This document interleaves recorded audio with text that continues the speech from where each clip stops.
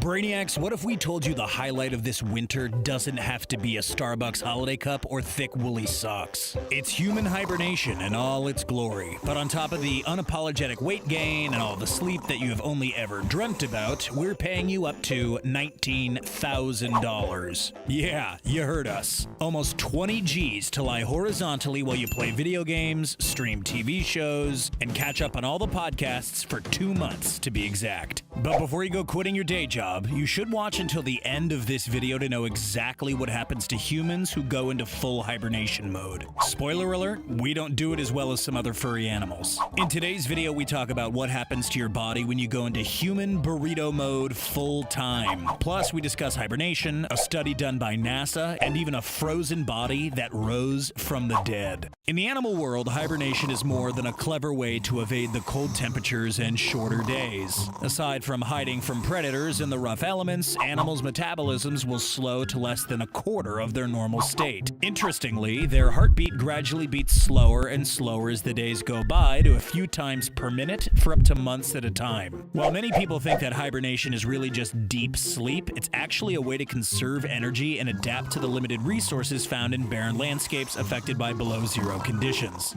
This is why animals in zoos don't hibernate. The plentiful food, water, and shelter signals to the body that hibernation is not necessary in these cases. For years, scientists have been interested in the possibility of human hibernation. In one sense, they inferred that it could be a scene straight out of a sci-fi movie where a frozen human being wakes up years later in the future with their youthful body. A version of human hibernation has been used in modern medicine, like with the Chinese woman who was kept chilled for 2 weeks to allow her brain to heal from a traumatic injury. Known as therapeutic hypothermia, this form of hibernation allowed her to recover and return to daily life. However, it remains unclear how safe the technique actually is. But these days, scientists are looking into human hibernation for reasons other than modern medicine. They're doing it for space travel. Take the movie Passengers. The space traveler in the film awakens from a 120-year journey to another planet through a human hibernation technique. Now, although this isn't exactly a reality just yet, labs, including NASA's very own, have invested money, time, and human subjects to the science of human hibernation for the sake of long space flights. In the artificial gravity bed study, NASA paid 12 men and 12 women upwards of $19,000 to stay in angled downward beds to study the effects of lengthy space travel. At a slight 6-degree angle, each subject was meant to enjoy meals and leisure pursuits lying down while the scientists measured their weight, blood pressure, muscle mass, and bone density over the course of 89 days. In that time, they'd have to watch movies, play video games, surf the web, and even go to the bathroom while laying down, all for the sake of science and potentially building a space travel hibernator for a long mission to Mars. Although the supposed flight time would only last a few months, NASA concluded that putting humans into space in a hibernation state could cut down on food and even habitat size. Not to mention, humans would not even have to live through some of the serious side effects of low gravity. So what happened to the men and women who ended their days horizontal? Records show that for some of them, their heart rate shot up to 150 beats per minute immediately after standing up. Not to mention, the poor folks couldn't even stay upright. But if the $19,000 is still enticing to you, here are some other reasons why scientists would not recommend that you spend your days on end glued to your bed. First and foremost, bed sores. You get these suckers from lying down for way too long and preventing regular blood flow to circulate in your body, especially in your tailbone, shoulders, and hips. Reportedly, after 60 days of laying down, your body would quickly become floppy and useless as your muscles would lose 10 to 15% of their strength every week. And that's when you're relatively active.